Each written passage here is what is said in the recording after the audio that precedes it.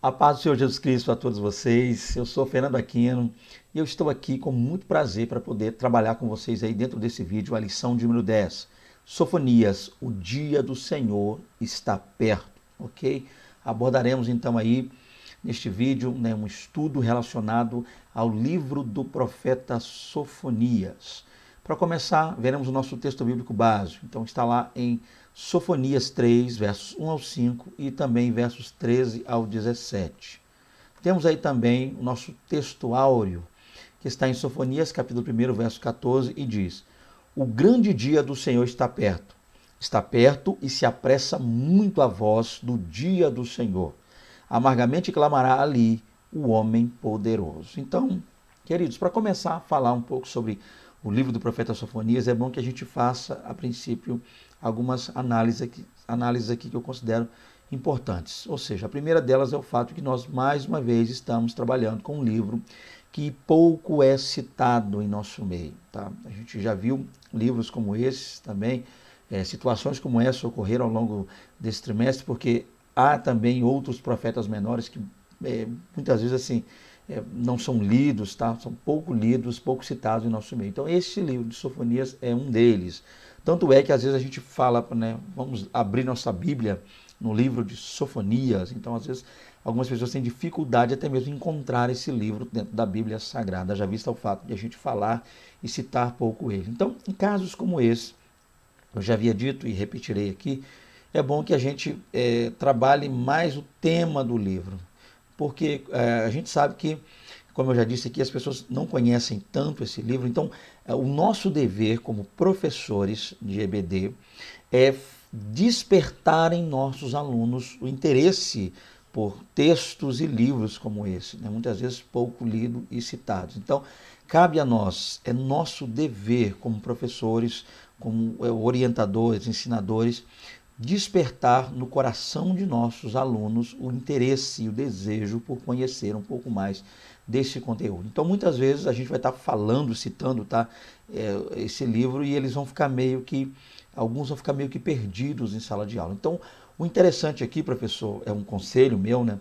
Cabe você pode acatar ou não, é só um conselho, mas que você foque nos temas que estão dispostos nesse livro. Tá? Muitas vezes há dados aí históricos, tá? E são importantes sim, tá? Dados arqueólogos, dados arqueológicos, melhor dizendo, que você pode estar pesquisando, encontrando aí, mas o ideal é focar nos temas. E a gente sabe a princípio que o tema desse livro aqui seria o Dia do Senhor. Então, é bom que a gente procure para fazer nossos alunos se interessarem por conteúdos como esse, que muitas vezes não são muito citados, mencionados, é bom que a gente tente falar numa linguagem que seja mais acessível a eles, tá? Uma linguagem em qual eles possam ter uma maior compreensão do tema. E isso a gente vai tentar fazer aqui dentro desse vídeo. Vamos lá, então.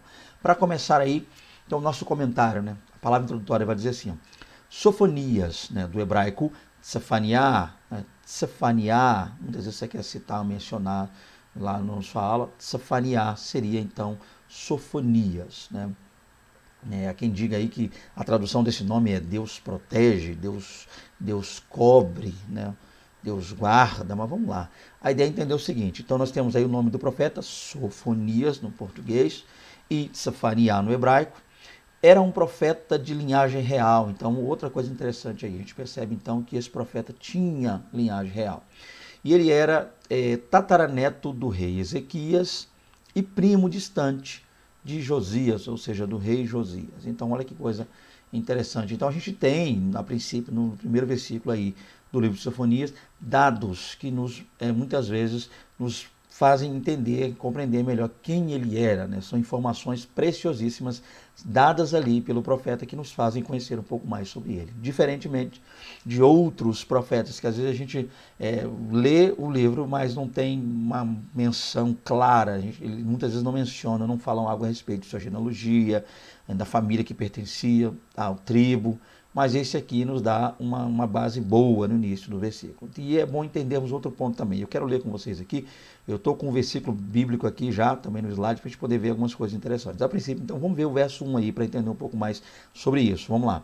Palavra do Senhor que veio a Sofonias, filho de Cuxi, neto de Gedalias, bisneto de Amarias e trineto, né, ou tataraneto de Ezequias, durante o reinado de Josias, filho de Amon, rei de Judá. Então aqui ele cita a sua árvore genealógica, ele cita aí, né, o seu grau de parentesco, e ele cita também com isso, nos dá a entender quando é que ele profetizou. Aí nós temos também essa ideia do período em que ele profetizou. Não sabemos se foi no início do reinado de Josias, tá, ou logo no meio ali, mas o interessante é que ele nos mostra e nos faz entender que ele reinou no período de Josias. É claro que também eu estou dizendo que não sabemos, mas o fato dele citar a situação precária e caótica que estava Judá nos faz entender que ele está profetizando no início do reinado. Haja vista o fato de que durante o reinado de Josias houve uma grande reforma dentro de Judá, uma reforma religiosa muito grande lá,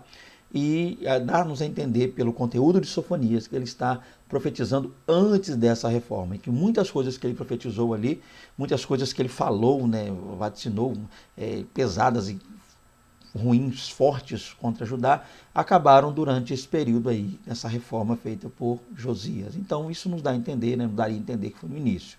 Outra coisa que é interessante aqui é essa questão do parentesco, gente. Isso aqui é muito importante. A gente vai estar vendo aqui, ó, e eu coloquei em vermelho, vou explicar por quê. Está aí neto, né, a primeira palavra está aí neto, a segunda palavra bisneto e a terceira palavra trineto, ou como alguns dizem, tataraneto.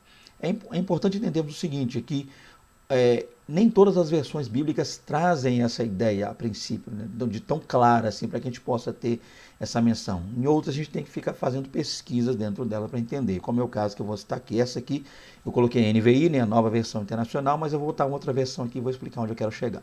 Então nós temos aí, ó, palavra do Senhor vinda a Sofonias, filho de Cusi, filho de Gedalias, filho de Amarias, filho de Ezequias nos dias de Josias, filho de Amon, rei de Judá. Essa aqui é a ARC Almeida, revista e corrigida, haja vista o fato, né? Ou seja, uma das mais lidas no nosso meio, principalmente no meio pentecostal, né? A gente comumente aí vê as pessoas lendo mais essa Bíblia, ok? Mas onde eu quero chegar com tudo isso? Por que eu coloquei isso aqui? De repente pode ser útil para você, professor, aí. Entendemos o fato, gente, de que no Antigo Testamento a gente não encontra ali, dentro do texto hebraico, por assim dizer, palavras como neto, bisneto, trineto ou tataraneto. Não encontramos falar muitas vezes como cunhado, avô, avó, bisavô, bisavó, né, concunhado, primo. Então muitas vezes a gente nem sempre vai encontrar no original esses termos, né, esse grau de parentesco dito dessa forma. Haja vista o fato lá de que nós temos o que chamam de hebraísmo, né? E dentro do hebraísmo, que é algo pertinente lá à cultura dos judeus, né, a cultura dos hebreus, então era comum entre eles citar geralmente essa questão de filho, tá? Então até mesmo casos como avô.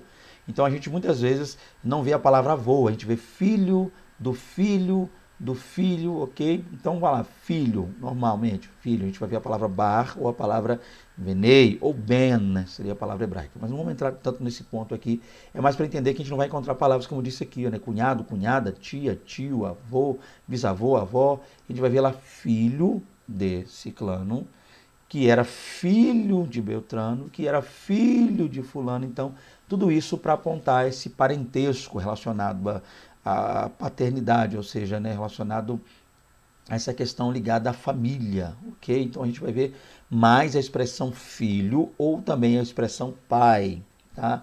Então geralmente a gente vai ver isso aí. A gente não encontra, então, não era comum, tá, nos textos hebraicos, naquele período, usar palavras como essa que a gente acabou de ver aqui. Então você vai ver palavras como essa aqui, tá aqui na NVI, né? Neto, bisneto, trineto, tataraneto, ou cunhado, cunhada, bisavô, bisavó, palavras como essa aí, né? Sogra, sogro, a gente não encontra palavras como essa nos textos bíblicos lá que remontam o período lá do Antigo Testamento, ok, gente? Então no texto hebraico a gente não vai ver. Você vai ver a palavra avó no Novo Testamento, relacionada, né, à avó de Timóteo, então é grego, mas no hebraico a gente não vai encontrar palavras como essa. Então muitas vezes você vai estar, professor, com pessoas lá, e sempre acontece isso, a gente está em sala de aula, está em loco lá, e há pessoas com traduções diferentes da Bíblia. Então muitas vezes a pessoa vai dizer filho, do filho, do filho, do filho, e aí, se você julgar necessário, você pode estar falando e comentando isso, que nas traduções mais antigas a gente acaba não encontrando palavras como essas de hoje, tá? Que são aí, como eu já disse, as palavras cunhado, cunhada, tio, tia, sogro, sogra, primo, prima, avô, avó. O que a gente encontra é filho, de filho, do filho, do filho, ou pai, tá? Seria essa expressão. Então, para começar, eu acho que está claro esse ponto aí, tá ok? Então, se isso acontecer na sua sala de aula, basta você, professor, explicar aos seus alunos esse ponto aí. E vai ficar muito fácil de entender isso aí. Continuando aqui então, vamos lá. O profeta prenunciou alguns juízos de Deus sobre o mundo, sobre as nações gentílicas e sobre Judá. Então, a princípio, vamos lá. O livro de Sofonias é um livro que quando a gente passa a ler, a gente percebe uma palavra muito dura, né, da parte do profeta, palavra de juízo, né, palavra já de Deus ali, da parte de Deus, vindo como um juízo contra Judá, contra outras nações como os amonitas, como os filisteus. Então a gente percebe uma palavra voltada para uma questão de juízo, tá? Mas ele também destacou o fato de esse dia trazer restauração a Israel. Esse seria um tempo de grande regozijo. Sofonias enxergou acontecimentos previstos para o mundo após o arrebatamento da igreja. Então, a princípio, gente, o tema deste livro seria o Dia do Senhor. Então, esse Dia do Senhor é o que a gente vai tentar falar um pouco dentro desta lição aqui. Então, esse é basicamente o tema central do livro do profeta Sofonias. Ele vai falar e vai abordar o tema aí do Dia do Senhor. O que eu, gente, ainda nessa palavra introdutória, aconselharia a você, professor, é tentar mesclar essa questão do Dia do Senhor no que tange o tempo ali, né, o que Sofonias está profetizando, né, seria aquela questão imediata, uma palavra imediata de Deus, um juízo imediato de Deus para aqueles dias, com também um juízo vindouro, tá? Um juízo escatológico, ok? Para que essa aula fique boa, para que você aí consiga trabalhar bem o seu tempo junto aos seus alunos e conseguir, é claro, dentro desse tempo, explicar bem os temas relacionados ao livro do profeta Sofonias, eu aconselharia que você, caso, né, se a Kátia, caso você julgue necessário para a sua aula, faça essa mescla, tá? Entre o tempo do tempo de Sofonias, né, o tempo ali que ele estava profetizando, naquele período, e linkando, é claro, com questões escatológicas, ok? Para que você muitas vezes acabe não passando a sua aula inteira falando só de um tempo. Ainda que a gente cite o dia do Senhor, e repito, o dia do Senhor, nem sempre a gente vai estar entendendo pelo livro de Sofonias que ele está falando só de maneira escatológica. Ainda que esse termo, ainda que essa expressão seja muito comum dentro da escatologia bíblica, ele não está se referindo a todo tempo, a todo instante, a todo momento lá no seu livro, somente a questões vindouras, a questão ligada à escatologia. Ele não está falando só do milênio, ou só do período ali após o arrebatamento, né, ou seja, junto ali, ou só a grande tribulação. Não. Há um conteúdo, a princípio, imediato, há um conteúdo voltado nesse livro para o tempo em que o profeta viveu. Ele está falando com o povo de seu tempo, e dentro desta mensagem direcionada ao povo do seu tempo, a saber, Judá e algumas nações, existem também mensagens de cunho escatológico, é claro, estão inseridas no nosso contexto, tá? E no contexto aí posterior, né? No que há de vir daqui para frente. Então a ideia é isso aqui, que a gente consiga dentro dessa aula trabalhar essa linha de falar um pouco sobre o tempo do profeta lá e também, é claro, culminar ali, né, concluir, terminar essa aula, encerrar essa aula, ou seja, no período ali no finalzinho, do meio para lá, falando de questões escatológicas, tá? Então, porque muitas vezes a gente corre esse risco, professores, de a gente ficar só num tempo, né? Ou focar somente o tempo do profeta, ou focar somente a escatologia e acabar ficando uma coisa meio sem sentido, meio sem nexo. Por quê? Deixa eu tentar explicar isso aqui. Ele está profetizando para o tempo dele. Imagine se Sofonias estivesse profetizando no tempo dele e essa profecia fosse só escatológica.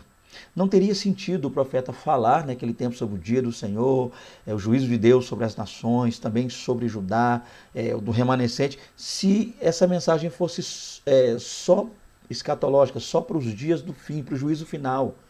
Então, de que modo Deus trabalharia com o povo da época se essa mensagem não era para aquela época? Então, a gente percebe, gente, que a mensagem é para a época, mas também há um cunho escatológico, há coisas ali que aconteceriam posteriormente. Então, a ideia é a gente fazer essa divisão. Isso é o que aconteceu aí no livro de Sofonias, tá? Então, vamos dar continuidade aqui. Para começar, então, vamos ver o primeiro tópico da lição. O ambiente político e religioso do profeta. Então, como estava a nação naquele tempo ali. Então, para começar, a vida espiritual da nação, mais uma vez, encontrava-se em situação deprimente. Então, a gente já vê aqui a princípio que a situação não estava das melhores lá. E o que estava acontecendo lá em Judá naquele período?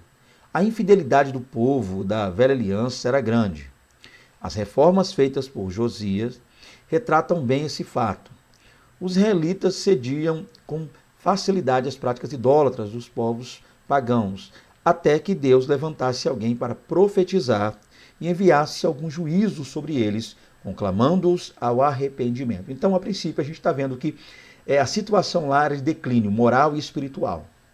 Então, a situação lá do povo era complicada, era deprimente. O que a gente percebe ali naquele tempo, né, era que o sacerdócio estava corrompido a princípio. Tá? O que a gente percebe também é que ao redor ali de Judá, ao redor ali daquele povo, o que a gente via era uma guerra terrível que estava acontecendo entre a Babilônia e a Síria, né? O que a gente via lá é que a Síria estava perdendo o seu poderio para a Babilônia, e a Babilônia vinha crescendo, né, avassalando muitas nações na época, ampliando, aumentando o seu império. Havia uma guerra travada naquele tempo. Os olhos também da Babilônia estavam sobre o Egito, e para chegar ao Egito, né, também passaria por Judá. Então, o que a gente percebe a princípio, tá, era que a situação não era boa internamente falando, dentro de Judá e arredores, e também não estava muito bem mundo afora, né, devido a essas guerras que a gente viu aí entre Judá, ou melhor dizendo, entre Egito, Babilônia, Síria. Os povos ao redor estavam todos eles em guerra. Dentro de Judá, o que nós vemos aqui, segundo o que nos mostra também o texto ligado à revista, é o fato de que, devido aos pecados cometidos por Judá, principalmente idolatria, né, foi necessário, né, houve a necessidade de Josias, o rei lá de Judá, fazer naquele local uma espécie de reforma, né? Então, e essa reforma acabou culminando na destruição de ídolos, na destruição ali de postes ídolos, de altares erguidos a Baal, erguidos a Moloque. Então, o que a gente percebe aí é que as práticas idólatras estavam numa crescente muito grande dentro de Judá. Então, foi necessário, então, que nesse momento Deus levantasse um profeta, como foi o caso aqui de Sofonias. Há quem diga que Sofonias era contemporâneo, inclusive, do profeta Jeremias. Tá? Não sabemos o período exato ali, mas o que a gente percebe, então, é nesse momento, tá? Nesse cenário de idolatria, cenário de prostituição, inclusive, nos arredores do templo, foi que Deus suscitou o profeta Sofonias para que, através, né, de seus vaticínios, Deus enviasse juízo contra Judá. Continuando aqui, então, vamos ver isso aqui. Como estava o ambiente político? O rei Josias promoveu uma verdadeira limpeza na casa de Deus, removendo os ídolos que foram ali colocados e destituindo todos os sacerdotes pagãos. Seu trabalho de purificação estendeu-se pela fronteira do Reino do Norte, ou seja, em Betel. Então, o que a gente percebe aqui é que assim que Josias começou a reinar, começou a governar, o que a gente vê lá é simplesmente, como diz aqui, uma grande limpeza. E eu vou estar lendo com vocês aqui alguns textos para que a gente possa pontuar esse trabalho realizado por Josias. Então, vamos lá então para o livro de 2 Reis, capítulo de número 23, a fim de, lendo tal livro, podemos entender um pouquinho mais do que aconteceu lá em Judá. Então, com a minha Bíblia aberta aqui, eu quero ler com vocês, ok? Vamos lá, 2 Reis 23, vamos ler a partir do verso 1. Então deu ordem o rei a todos os anciãos de Judá e de Jerusalém que se juntaram a ele. Então o rei subiu à casa do Senhor, e com ele todos os homens de Judá, todos os moradores de Jerusalém, os sacerdotes, os profetas e todo o povo, desde o menor até o maior. E leu diante deles todas as palavras do livro da aliança que foram encontradas na casa do Senhor. Então, olha que coisa interessante a princípio, gente. O que a gente percebe lá é que a situação, como a gente já dissera aqui, é uma situação de idolatria, E em meio a tudo aquilo, o que nos chama a atenção é que o livro da lei, o livro da palavra do Senhor, havia se perdido dentro dos arredores lá do templo. Então, muitas vezes isso aqui para nós, caso lhe haja tempo, professor, de você trabalhar isso aí na sua aula, é algo interessante a se analisar. Muitas vezes a gente está percebendo, a gente tem percebido nos nossos cultos, nos nossos trabalhos, é que o que nos parece é que a palavra de Deus não tem sido mais primazia em nossos cultos, né? A gente tem visto aí muitas coisas estranhas acontecendo dentro do ambiente, do templo, no ambiente religioso, por assim dizer, o ambiente, muitas vezes no meio do segmento evangélico, e o que a gente tem percebido é que poucas pessoas têm dado vazão e credibilidade à palavra de Deus. É o que estava acontecendo aqui. Assim que a palavra foi encontrada, assim que acharam a palavra e fizeram a saber o rei Josias, então, a partir daí, de posse da palavra de Deus, o rei iniciou uma grande reforma que culminou num grande avivamento espiritual acontecendo em Judá. Então, o interessante a entendermos aqui é que nós precisamos buscar refúgio na palavra de Deus. Tá? Nós precisamos ser norteados, guiados pela palavra de Deus. Olha o que a chegada, olha o que a posse da palavra fez lá no reinado de Josias. Então a gente viu com isso aí, né, a remoção de ídolos, a gente viu ali, né, a quebra, a destruição de altares falsos, né, a destituição de sacerdotes pagãos, homens que estavam ali, muitas vezes no meio do povo de Deus, mas adorando a Baal, adorando a Moloque, fazendo muitas pessoas prevaricarem, pecarem, caírem. Então o que a gente percebe é que o que falta, né, é o contato com a palavra de Deus, a leitura, a busca, o amor, a obediência, a reverência, a entrega à palavra de Deus é que faz realmente a grande diferença. Então, o que mudaria por completo o cenário ali não é só o coração e a atitude de Josias a princípio, mas o contato que ele teve com a palavra, a busca dele para com a palavra. Então, é a busca pela palavra de Deus, queridos, que nos faz sermos pessoas santas e irrepreensíveis diante de Deus. Que nós possamos, então, buscar esse contato, buscar a palavra. A gente percebe a partir do verso 4, a partir do versículo 4 aí, de 2 Reis 23, que inicia então essa reforma. Então o rei ordenou ao sumo sacerdote Ilquias e aos sacerdotes da segunda ordem e aos guardas da porta que tirassem do templo do Senhor todos os utensílios que tinham feito para Baal e para o poste ídolo e para todo o exército dos céus, e os queimou fora de Jerusalém nos campos de Cedron e levou as cinzas deles para Betel. Também destituiu os sacerdotes que os reis de Judá estabeleceram para incensarem sobre os altos na cidade de Judá e ao redor de Jerusalém, como também os que incensavam a Baal, ao sol, à lua, aos planetas e a todo o exército dos céus. Olha que coisa interessante, tá? Olha que coisa maravilhosa. Então a gente percebe aí que o encontro com a palavra mudou de uma vez por todas o coração, a mente, tá? O desejo do rei Josias. Então que a gente busque a palavra, a solução para todos esses problemas que estamos vendo aí acontecendo no meio cristão, tantos escândalos que estão acontecendo, e muitos virão, infelizmente, eu acredito que maiores do que esse que nós estamos vendo virão, mas que nós estejamos de posse da palavra, lendo, buscando, vivendo, adorando e servindo ao Senhor através da palavra de Deus. Continuando aqui então, o ambiente religioso ainda, o reino do sul estava entregue ao culto a Baal. Então nós temos aqui, né, Baal, no hebraico, Baal, e aos quemarins. Então nós temos aqui, e segundo a lição, está ali quemarins, bezerro de ouro. Então vamos falar um pouquinho sobre isso aqui também. Então, a princípio, como a gente já viu aqui, está muito claro isso, acho que não carece de tanta explicação. Então, aí, dentro do Reino do Sul, assim como foram lá no norte, o sul também estava agora se entregando, né, ao culto a Baal. Estava sendo disseminado na região sul também o culto a Baal.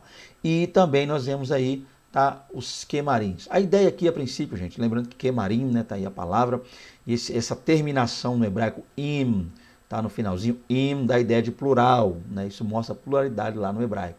Então nós vemos que, segundo aqui o comentarista colocou, quemarim seriam os bezerros de ouro. Mas a questão é que quando nós pesquisamos, analisamos, a gente vai perceber que quemarinhos, a princípio, não seriam os bezerros de ouro, tá? Não que eu esteja aqui discordando, é claro, mas a ideia é que essa expressão quemarinhos, ela comumente é relacionada aos falsos sacerdotes, tá? Falsos sacerdotes, sacerdotes pagãos. Então, quemarim, eu acho que seria melhor traduzido como sacerdotes pagãos. Então, você, professor, vai estar aí.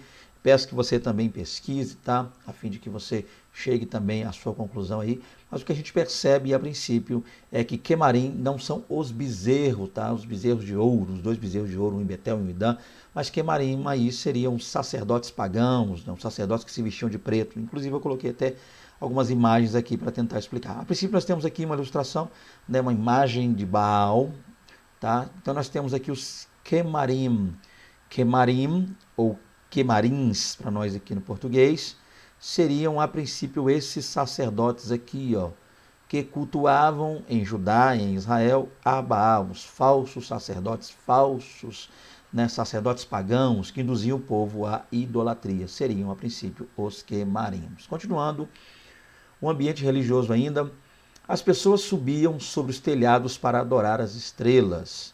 Juravam tanto pelo Senhor quanto pelo deus Malcã. Né? Lembrando que Malcã aí é o mesmo que Milcom, ou também Moloque, né? O deus lá amonita, na qual no seu culto, ou no culto a ele, eram oferecidas crianças, né?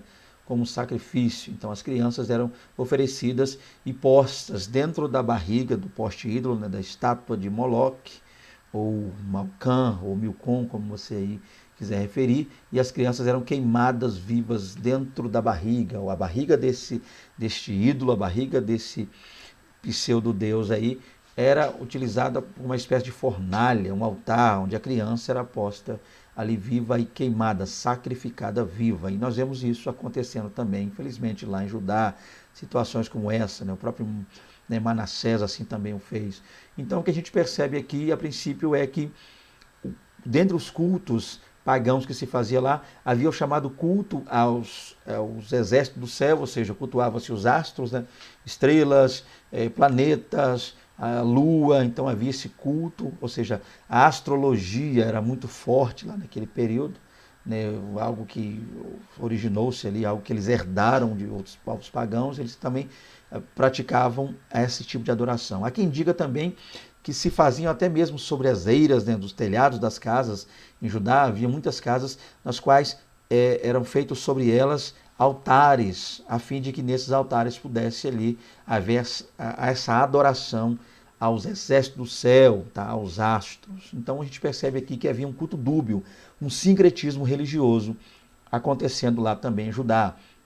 Porque outrora adoravam a Deus, um Deus, Yahvé, Javé, Jeová, Jeová, né, Adonai, o Deus de Israel, mas também adoravam a Malcã, ou Milcom, ou Moloque, aí como você quiser citar, por isso eu coloquei aqui entre parênteses. Então a gente vê aqui também, gente, aí um culto dúbio, ou seja, também a gente vê um sincretismo religioso acontecendo. Então, ao mesmo tempo que eles se diziam adorar o Deus Todo-Poderoso, eles também se utilizavam de elementos lá relacionados aos cultos pagãos, para também se dizer adorar. E que desprezavam, vamos lá, então deixa eu ler aqui para a gente continuar, né?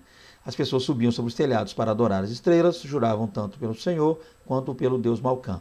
E desprezavam de tal forma a Deus que sequer perguntavam por ele. A condição moral da nação aliada à religiosa era péssima. Então o que a gente percebe aqui?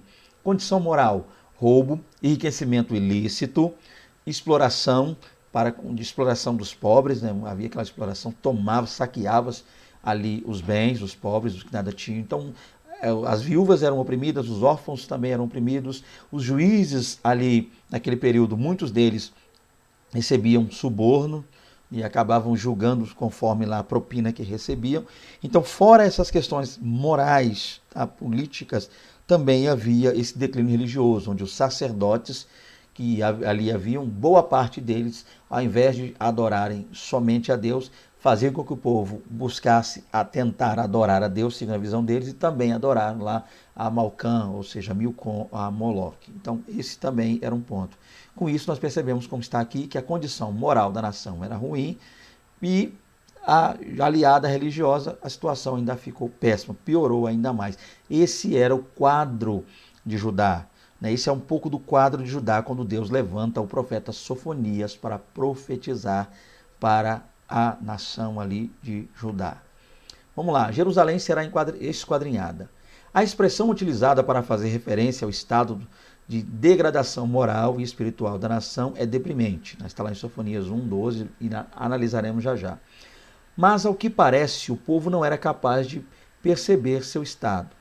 Além disso, os moradores de Jerusalém agiam como se Deus fosse um ser completamente indiferente a tudo o que se passava na terra. Então, o primeiro ponto que a gente precisa analisar aqui para entender é o seguinte. Primeiro, a fim de mostrar que não haveria escapatória para Judá, ninguém poderia escapar, fugir ante o juízo de Deus, ele usou o profeta aí, usou essa expressão que Deus esquadrinharia. Esquadrinhar é a ideia de medir, cercar, guardar, dando-nos a entender de que quando viesse o dia do Senhor, o juízo de Deus sobre Judá, ninguém dela escaparia, não haveria escapatória, a não ser que Deus guardasse, Deus preservasse, como é o caso dos remanescentes.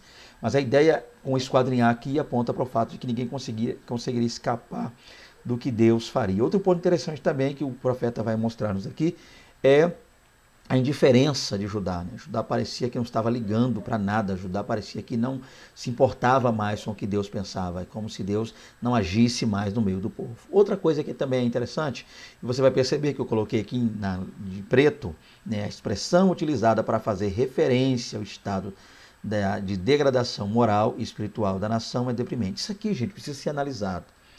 Nós entendemos aqui, a partir disso, que o comentarista está se fazendo de uma tradução bíblica para poder citar isso. Mas é interessante nós fazermos aqui algumas análises, ok? Então, a princípio, isso aqui é interessante. E eu vou explicar agora a vocês por que é bom que a gente faça isso. Principalmente você, professor, porque de repente pode acontecer de você se deparar com um problema aí. Eu vou mostrar para você agora em sala de aula. Vamos lá, então, vamos fazer uma análise textual desse texto, tá, gente? Uma análise textual aí de Sofonias 1:12, ok? E já você vai entender por que de fazer, a princípio, essa análise. Então, vamos lá, por quê? Comparando diferentes traduções. A primeira tradução que nós vamos analisar aqui seria a Almeida Revista e Atualizada. E diz assim: naquele tempo, esquadrinharei a Jerusalém com lanternas e castigarei os homens que estão apegados à borra do vinho e dizem no seu coração: o Senhor não faz bem, nem faz mal. Então a gente já vê aqui a diferença, mas há um detalhe aqui. Vocês vão estar vendo aí, vão perceber que eu marquei essa questão aqui, borra do vinho. Então, foquem, a princípio, vocês que estarão vendo aí, no que está em vermelho. Então, segundo a tradução Almeida Revista Atualizada, o que Deus estava dizendo é que os homens lá estavam apegados à borra do vinho. Aí nós temos outra tradução, que seria Almeida Revista e Corrigida. Diz assim: e há de ser que naquele tempo esquadrinharei Jerusalém com lanternas e castigarei os homens que estão assentados sobre as suas fezes, que dizem no seu coração: o Senhor não faz bem, nem faz mal. Então a gente já percebe aqui que, a princípio, pelo fato do comentarista ter dito que havia uma expressão que Deus usou lá para poder falar, então nós entendemos a partir daqui que o comentarista da lição está se baseando na Almeida Revista e Corrigida para dizer isso. Porque a palavra que a gente vai encontrar lá são fezes, a palavra fezes, ou seja, assentados sobre suas fezes. Porém, na Almeida Revista Atualizada, nós vamos encontrar borra do vinho. Gente, a princípio, isso aqui, muitas vezes você, professor, que vai estar lecionando essa lição, possa ser que sugere aí, talvez, um problema. Por quê? Porque borra de vinho é uma coisa, e fezes, excremento, é outra coisa. Então, a pergunta é: ao que o profeta estava se referindo?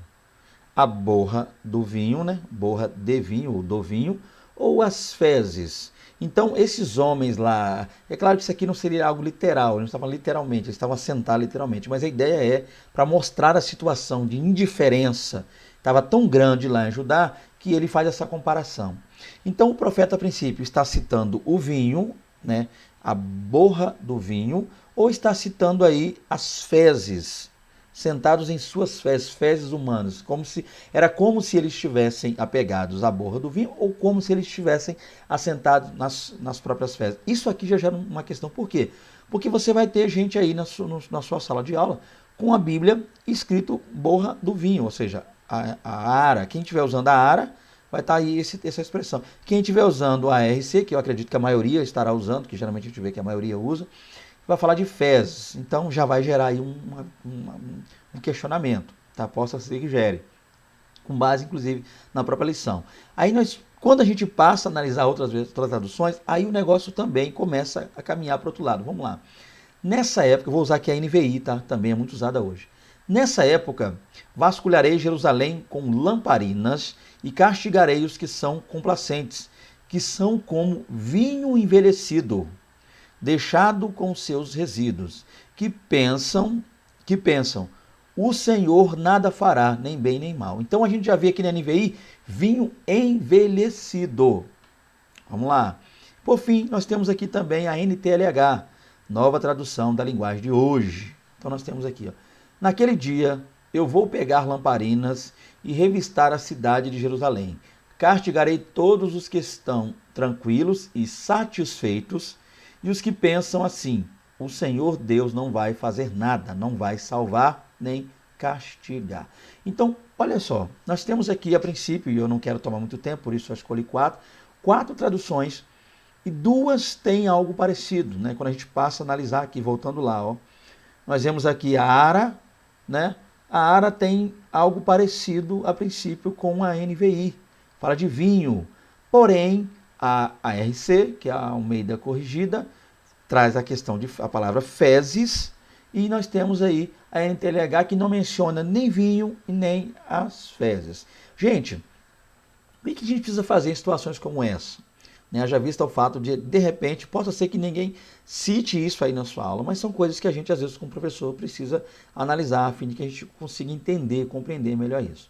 A princípio, o primeiro passo aqui é entendermos o seguinte, é que muitos, não diria todos, mas muitos professores, hoje em EBD, estão tendo aí acesso a seminários teológicos, a conteúdos acadêmicos, mas a questão e recai no fato de que quando a gente vai para os nossos alunos, nem todos os nossos alunos têm acesso a esses materiais. Geralmente, o que se espera é que nós, professores, a gente vá para seminários, estude, aprenda, a fim de que, com o que nós aprendemos, a gente venha para elucidar questões como essas. A ideia é que Deus não nos dá para que a gente fique batendo no peito, dizer que conhece, que entende, que é doutor, que é teólogo, que é aquilo outro, tradutor bíblico. Não. A ideia é que Deus nos dá condições de irmos ao seminário, a fim de que lá nós aprendamos e que daquilo que nós aprendamos a gente possa trazer algo bom e melhor para os nossos alunos, para nossas igrejas. A ideia é que nós, muitas vezes, temos acesso a materiais teológicos a fim de auxiliar as pessoas e não usar isso como soberba, não usar isso para poder querer ser melhor, se achar que é maior que alguém. Inclusive, essa é uma das grandes reclamações quando o assunto é teologia, né? Há ministérios hoje que muitas vezes nem recomendam seus obreiros, seus membros, seus liderados a fazerem seminários teológicos, né? Muitas vezes até alguns acabam criticando, porque há pessoas que vão para os seminários, ao invés de voltarem melhor, né? Voltarem mais santos, mais piedosos, pelo fato de conhecerem mais, se aprofundarem mais no conhecimento bíblico, às vezes voltam e não querem mais orar, às vezes se acham superiores a outras pessoas, porque aprenderam um pouco mais, idiomas mais. Mas a ideia é entender isso aqui, gente. Nós fomos separados por Deus, aqueles que tiveram a oportunidade de passar, pelo menos pelo seminário, para ser luz, gente. Nós fomos chamados para ser luz, para ensinar, para ajudar, para orientar as pessoas. E não bater no peito e dizer que é melhor que alguém. Então, o que a gente faz em situações como essa aqui? Quando surge uma dúvida como essa, possa ser que não surja na sua aula, mas quando surge, ou de repente você vendo esse vídeo agora, pintou essa dúvida. O melhor a se fazer, gente, é buscar aí um texto que a gente chama de texto original. E deixa eu explicar esse termo aqui. Quando a gente cita aqui e diz que um texto é original, a gente não está dizendo que as outras traduções são piratarias, ou coisas ruins, são falsificações. Não. Nem sempre a ideia é essa. Nem sempre quando a gente diz que alguma coisa é original, a gente está dizendo que a outra que não faz parte dela é algo que pirata, é algo tal, ruim, tá?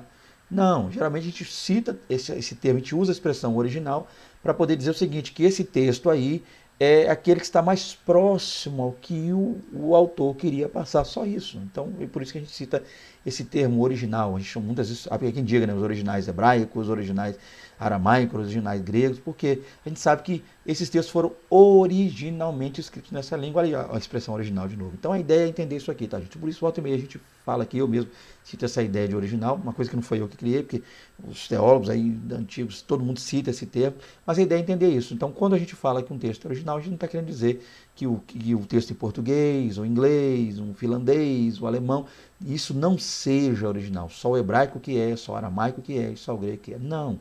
Isso não quer dizer, isso não significa dizer que as traduções não sejam, né, originais ou que sejam uma pirataria. É só para dizer que o texto em hebraico, o texto em aramaico, o texto em grego são os autógrafos, textos escritos lá pela mão do autor. Então, para a gente poder explicar isso aqui, a gente vai partir para esse texto aí para entender. Então, a melhor coisa é fazer isso, é procurar uma tradução que se aproxime mais do texto hebraico.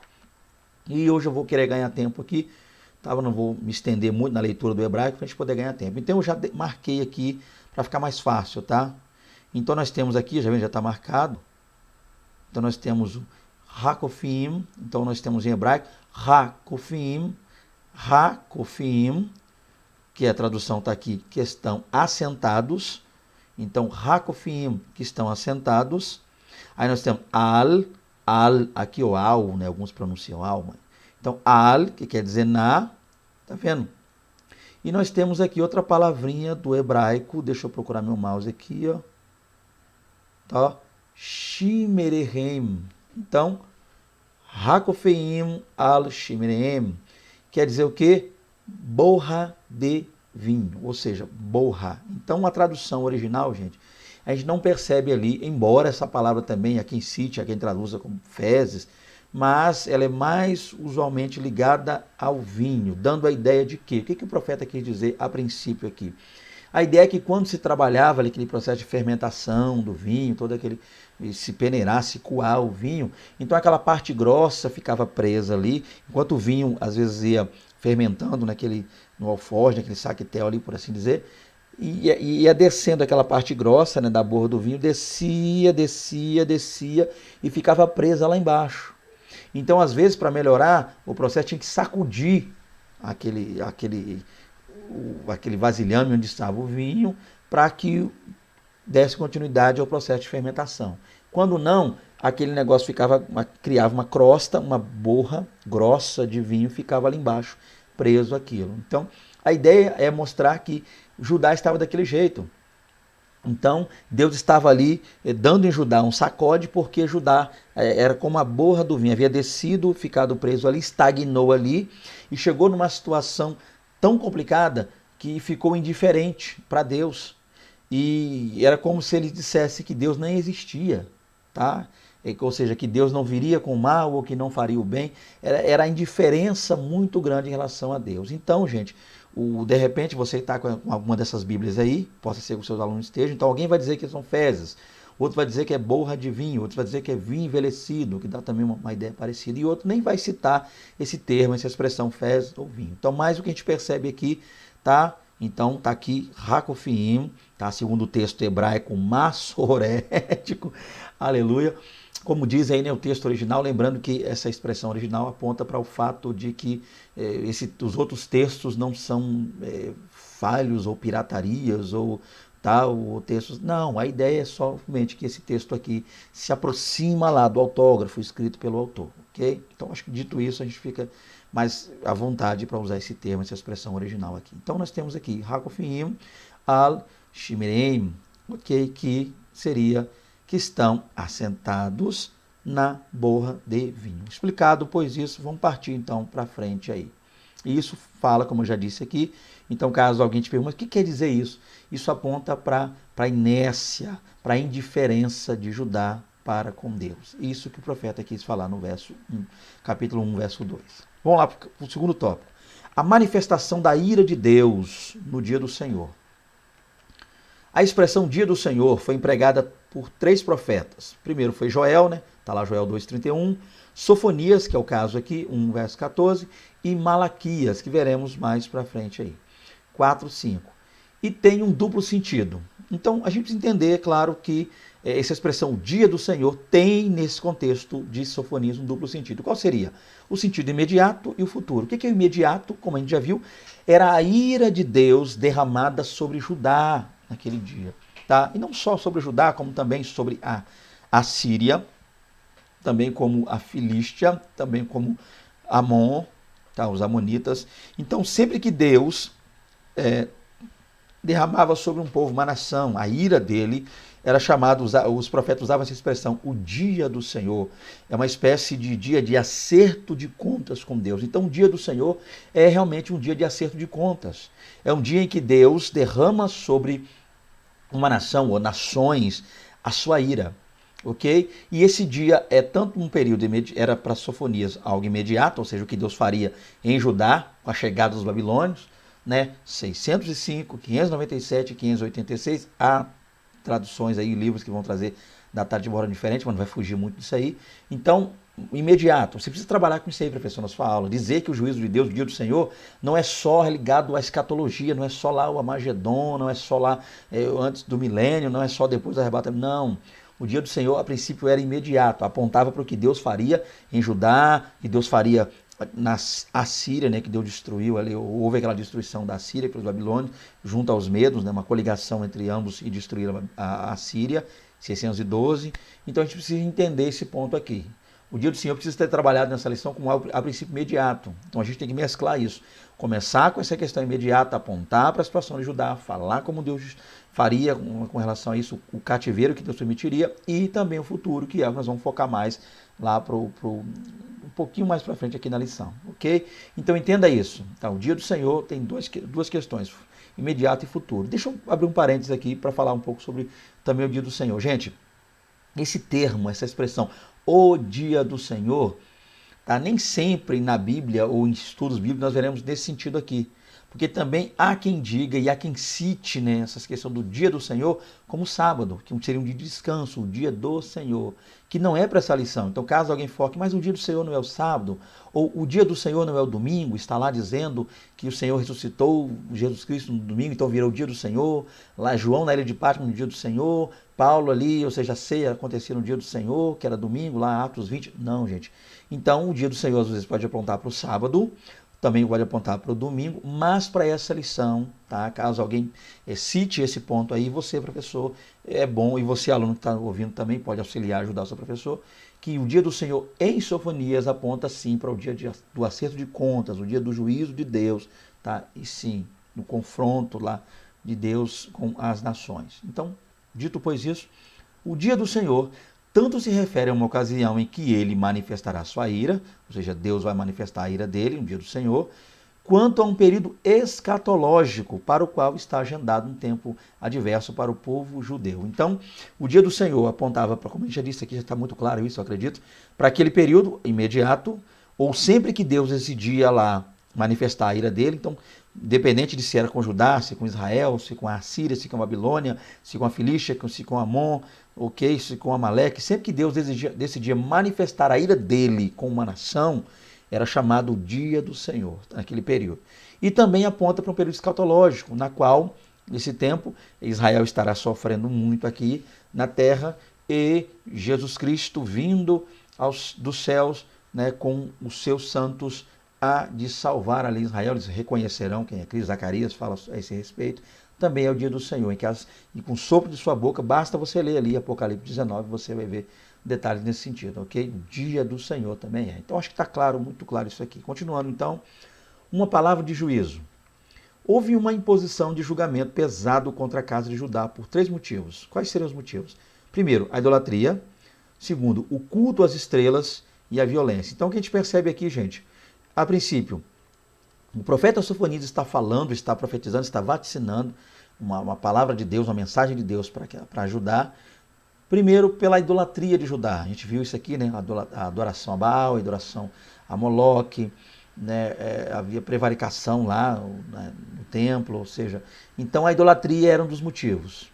O segundo aí, dentro, focado na idolatria, que é algo junto, seria o fato do culto aos exércitos do céu, né? A gente está aqui as estrelas citadas na lição, mas aos exércitos do céu, as estrelas, os astros, né? Planetas, lua, sol, havia esse culto. E por fim também a violência, né?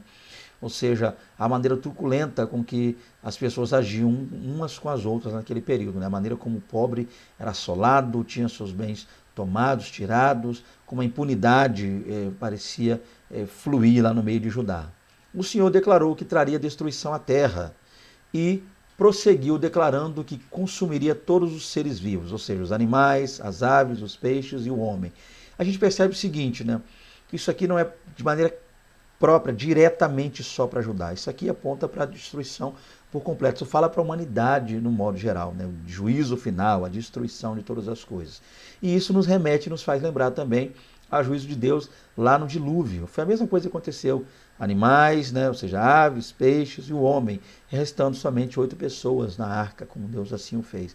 Apontando então, assim como Deus fez lá, julgou a terra, a partir do capítulo 6 do livro de Gênesis, Deus também fará um juízo final, né? Ou seja, haverá um julgamento de Deus aqui, o dia do Senhor, a ira de Deus será derramada sobre a terra. Continuando, o juízo escatológico, vamos falar um pouco mais sobre escatologia aqui. A mensagem de Sofonias estende-se para o futuro. A expressão dia do Senhor, em seu livro, diz respeito ao período da grande tribulação, o qual é denominado por Jeremias como tempo de angústia para Jacó. Então a gente vai ver aqui, gente, também a questão escatológica do dia do Senhor. Então, a partir daqui, é interessante, professor, que a gente pare um pouco de citar a questão relacionada ao período lá de Judá, ao período lá das nações tais como a gente viu Filístia, Amon, ok? A Síria, e passe a partir daqui a trabalhar questões relacionadas. Aqui eu acho que é o melhor momento para se falar a partir de então sobre escatologia, para se aplicar a questão escatológica. Então a gente vai ver aqui uma menção sobre, né, a grande tribulação, lembrando que o profeta não usa termos como esse que nós conhecemos. A gente muitas vezes analisando o Evangelho, né, capítulo 24 ali de Mateus, questões assim, a gente passa, lendo o Apocalipse, a ter esses termos, essas expressões, né? Grande tribulação, megalins tríplices, lá do grego, né? Grande tribulação. Mas a ideia é entender o seguinte, que ainda que ele não citasse de maneira aberta, o profeta fazia menção desse dia. Então, nós passamos a entender aí que a mensagem imediata para o povo do tempo também tinha dentro de seu conteúdo um cunho escatológico e apontava para coisas futuras, tá? Aquela mensagem, aqueles fatos, aquele momento eram sombras, assim como a gente vê lá em Hebreus 8, 9 e 10, sombras, expressão para coisas que Deus faria posteriormente. E essas questões são questões escatológicas, coisas que estão por vir, tá? Então, há de acontecer o chamado dia do Senhor, na qual nós veremos aí a grande tribulação, né? O período a qual o mundo jamais viu, algo terrível que há de acontecer. Neste período levantar-se-á o anticristo, o falso profeta, haverá uma perseguição terrível. Cremos nós que a igreja do Senhor Jesus Cristo já terá sido nesse tempo arrebatada. O Senhor Jesus virá a levar a sua igreja e haverá na terra aqui um período de 7 anos de muito terror, muita tristeza. Os 3 anos e meio, uma falsa paz, né, o anticristo ali, por assim dizer, reinando, né, na terra, e implantando um tempo lá o seu governo, mas ele irá revelar-se, mostrar quem é. Nesse tempo haverá um grande sofrimento para Israel, para o povo israelita, a nação de Israel, e após esse tempo, findar-se esse tempo, o Senhor virá para salvar a nação de Israel e os seus santos estarão com ele nesse tempo. Então, a mensagem de Sofonias é ligada ao tempo, é imediata, mas ela tem também esse cunho escatológico, aponta para o futuro. E cabe-nos, a partir daqui, falar sobre isso. Uma chamada ao arrependimento. Outra coisa que é interessante aqui também. Os profetas geralmente incluíam em seus discursos uma palavra que conclamava o povo a buscar a Deus. Sofonias, por exemplo, contou com aqueles que possuíam um espírito manso e sensível para buscá-lo e que não formavam coro com o restante da população transviada. Então, a questão aqui a gente percebe que geralmente quando os profetas, né, da antiga aliança profetizavam ali, vaticinavam, o que a gente percebe é que essa mensagem vinha, junto a ela uma mensagem de juízo, Deus chamando a atenção do povo, havia uma repreensão, e junto a essa mensagem de repreensão, após ela, Deus trazia ali uma mensagem de alívio para aqueles que obedecessem a Deus, para aqueles que se voltassem para o Senhor, para aqueles que se arrependessem dos seus maus caminhos. Então, há também em Sofonias uma mensagem de arrependimento, uma chamada, melhor dizendo, arrependimento, uma mensagem de refrigério, restauração, renovo, tá? Para os remanescentes, para aqueles que seriam ali por Deus guardados naquele tempo. Por quê? Porque serviriam ao Senhor, não se entregariam à idolatria, tá? Se arrependeriam de seus atos em tempo ali oportuno e se entregariam por completo a Deus. Então, olha que coisa interessante. Então, a gente percebe, gente, é que sempre que Deus nos exorta, sempre que Deus nos chama a atenção, Deus está sempre nos chamando ao arrependimento, ao nos arrependermos dos nossos atos. E com isso, Deus tem também inserida nessa mensagem uma mensagem de vitória, de cura, de restauração, de renovo, de bênção, de graça, de glória para nós. É um ponto interessante também, professor, de você tocar aí, tá, na sua lição. Haja vista o fato de nós estarmos vendo muitos escândalos acontecendo na mídia aí, né, relacionados infelizmente, a pessoas até do segmento cristão, evangélico, se dizem, muitas dessas pessoas evangélicas, né, muitos se dizem pastor. Eu, particularmente, eu queria confidenciar algo a vocês, eu queria analisar. Eu geralmente, eu analiso mais pelo fato de João 10. Eu não consigo chamar uma pessoa de que adultério, estupro, roubo, de pastor. Tá? Eu acredito assim, enquanto ele serve, enquanto ele está com a vida voltada a Deus, ele ainda é pastor. Alguém pode até dizer assistindo esse vídeo, mas essa unção não se tira, Deus não arranca a unção de pastor. Se a pessoa é pastor, errou, pecou, falhou, caindo, ele continua sendo um pastor. Mas a gente percebe que Jesus não fala dessa forma lá em João 10, ele não chama de falso pastor, ele chama de lobo. Então eu gosto de dizer assim, aquele que anda com Cristo, está em Cristo, é um líder realmente ali voltado ao Senhor, é um pastor. Mas quando ele perde o foco, quando ele se desvia, quando ele cai, quando ele erra, quando ele permanece no erro, na falha, e não reconhece seu erro, eu não consigo chamar uma pessoa dessa de pastor.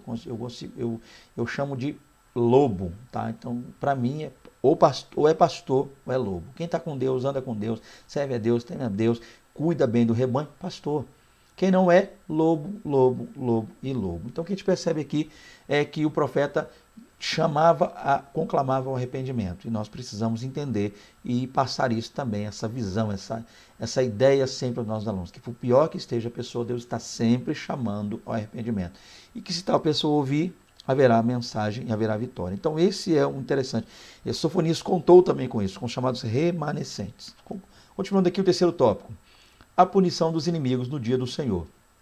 Vamos falar um pouquinho sobre o que Deus fez naquele tempo e o que Deus fará, tá, no dia do Senhor lá escatológico.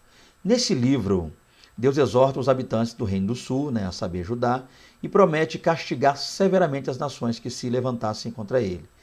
A expressão-chave de Sofonias é o dia do Senhor. Então a gente vai entender um pouquinho disso aqui, tá?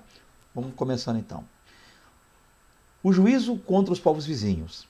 Ao longo de sua história, tanto Israel, né, Reino do Norte, quanto Judá, Reino do Sul, tiveram grandes embates com as nações vizinhas. Né? Embora Sofonias não cite todas elas, menciona 3. Ele vai falar sobre a nação filisteia, a nação moabita e a nação amonita. Cita também 4 das 5 principais cidades dos filisteus: Gaza, Asquelon, Asdod e Ecrom. Né? Então faltou aqui só Gat. Né? Então tem Gat, Gaza, Asquelon, Asdod e Ecrom. Então ele citou 4 das 5. E por último fala da destruição dos etíopes e da Assíria. Então, além de Deus chamar a atenção no livro de Sofonias do Reino do Sul, né, de Judá, lembrando que Sofonias profetizou lá, claro, em Judá, a gente está vendo isso aí, também há nesse livro uma menção de juízo de Deus contra essas nações, a saber, né, os filisteus, os moabitas, né, pela vanglória, por se acharem, os amonitas. Também a gente vê que dentro da Filístia, Deus, ali através do profeta, vai citar as regiões: Gaza, Asquelon, Asdod e Ecrom. Basta você ler aí, né, Sofonias 2, versos 4 e 5. E também a gente percebe que tanto os etíopes, né, que seria essa questão próxima ali ao Egito, e a Síria também entraram aí. Por isso, o fato da Síria estar aqui é o que nos mostra o porquê de muitos crerem que Sofonias teria profetizado antes da queda da Síria, tá no início ali do reinado de Josias, né? Há quem diga que ele começou a profetizar bem antes por causa desse período aí, desse ponto relacionado ao fato da queda da Assíria. Vamos continuar aqui. O juízo vem no tempo certo. O Senhor reiterou sua mensagem de juízo, relembrando que, vamos lá. Primeiro, advertira por muitas vezes os povos maus quanto às suas práticas. Então, olha que coisa interessante. Outro, exterminar as nações e as suas torres, e também destruir as suas cidades, a fim de que os temessem, mas de nada adiantou. Então, essa parte aqui, professor, para você estar citando esse slide, isso aqui nos mostra que ao Deus derramar a sua ira sobre as nações vizinhas, né, nações estrangeiras, o que Deus queria com isso era que Judá, vendo isso, se arrependesse. Então, olha só como a situação de Judá se complicou. Ainda que Deus tivesse derramado o seu juízo, Deus tivesse agido, aqui a ponte que Deus fez aqui, né, abatendo as nações estrangeiras, tirando ali suas cidades, suas fortalezas, derribando tudo isso. Ainda que Deus fizesse isso, Judá, mesmo olhando para isso, não reconheceu o seu erro, não se voltou a Deus. Isso aqui aponta para aquela pessoa que muitas vezes só vai reconhecer quando acontece com ela. Muitas vezes só vai entender o agir de Deus quando uma coisa ruim lhe sobrevém. Então há pessoas que muitas vezes só agem dessa forma, e Judá agiu assim. Então o fato de Deus ter agido com essas nações, Judá era para ter olhado para isso, visto isso, e a partir de então, tá? A partir disso aí, ter se arrependido, reconhecido o senhorio de Deus e retornado mais que depressa para os caminhos do Senhor, mas não o fez. Relembrando então, nesse ponto, nesse tópico aí da lição, o fato de que há pessoas que infelizmente só reconhecem que o Senhor é Deus quando alguma coisa ruim lhes sobrevém, quando alguma coisa ruim lhes acontece. E é interessante, caso você julgue necessário, professor, o fato ali que aconteceu, um fato a princípio isolado, mas que pode ser usado até para essa menção aqui. É o que aconteceu com aquela viúva, né? Aquela mulher viúva na qual Elias foi até a casa dela, lá em Reis 17, nos fala lá que Elias ficou um bom tempo ali, aquela mulher comeu da farinha, multiplicado o azeite, na botija não faltou para ela, mas lá no verso 24, né, vai dizer que depois que o filho dela morreu, aí o filho dela, ela leva o menino até Elias. Elias sobe para a casa onde ele ficava, na parte de cima. Deita-se sobre o menino, ora a Deus. Quando o menino, o fôlego de vida volta para o menino, quando o filho daquela mulher volta à vida, aí é que ela vai, e Elias entrega o menino nos braços dela, aí é que ela vai reconhecer que Deus era na vida de Elias. Ela vai dizer, né? Nisso vejo que tu és homem de Deus e que a palavra do Senhor na sua boca, ela é verdade. Olha o que a mulher disse, né?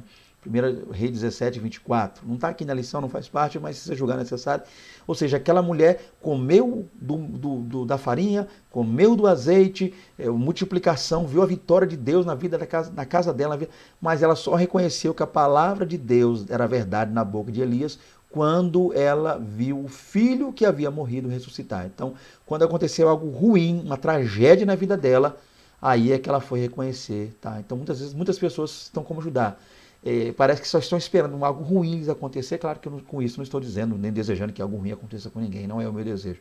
Mas há pessoas que infelizmente só vão reconhecer quem é Deus quando passarem por uma situação terrível. Que nós, então, que a gente não venha agir dessa maneira, que a gente venha realmente dar glória a Deus, olhar para o que o mundo está passando, o que está acontecendo ao redor do mundo e dizer, Deus é o Senhor, só Deus é o Senhor.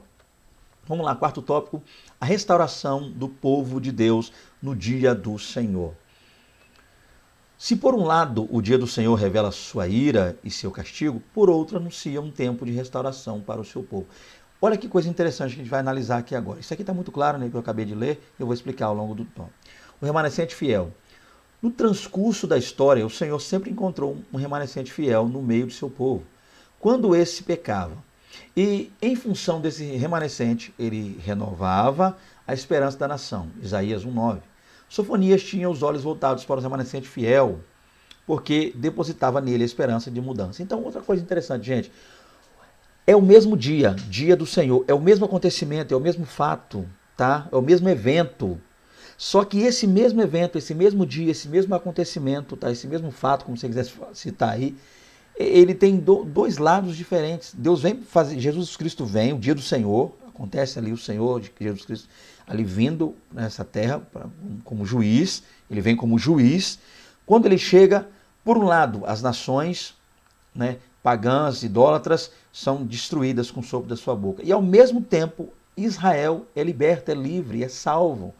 Olha que coisa interessante. Então, o dia do Senhor, ele tem conotações diferentes.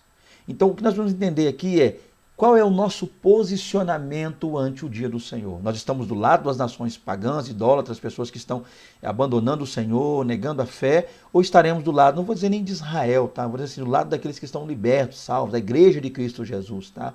Esse é o ponto interessante a entender. Então, é o mesmo acontecimento com é o mesmo fato, mas com dois lados diferentes, tá? Duas consequências diferentes. Então, para quem está com Deus, vitória, bênção, graça, renovo, libertação, cura, glória a Deus, céu, vida com Deus. Mas para quem se opor a Jesus Cristo, se opõe ao Evangelho, se opõe a Deus, é um dia de destruição. Tá? Então, olha que coisa interessante, como Deus age, como Deus trabalha, como Deus faz. E nesse caso aqui, né, o Sofonias ali, ele estava confiante de que Deus tinha para aquele tempo o seu remanescente, e como terá também, né, como Deus tem hoje o seu remanescente. Então, gente, isso aqui é importante a gente fechar, né? Lembrando que vai fechar a lição agora, já estou no penúltimo slide para fechar, mas é bom a gente lembrar que sempre que a gente volta e meia nas nossas aulas, a gente fala de escândalos, mas é bom lembrarmos que Deus sempre tem o seu remanescente, o povo fiel, aquele que não abandona, aquele que está sempre ao lado dele, o remanescente fiel, tá? Então, Sofonias também traz essa ideia, tá? Ele tinha os olhos voltados, a visão de Deus ali voltados, né? E de Sofonias também olhando para o remanescente, crendo, tá? Que a mudança, o renovo, a restauração viria a partir do remanescente. Então, enquanto Deus tiver um povo fiel, enquanto nós somos fiéis a Deus aqui nessa terra, Deus aqui poderá realizar coisas tremendas e maravilhosas, que permanecemos fiéis ao Senhor Deus. O povo de Deus restaurado. Depois do que há de vir, a filha de Sião poderá cantar alegremente, pois o Altíssimo prometeu ser o seu Salvador. O dia do Senhor terá passado e nenhum inimigo voltará mais a perturbá-la.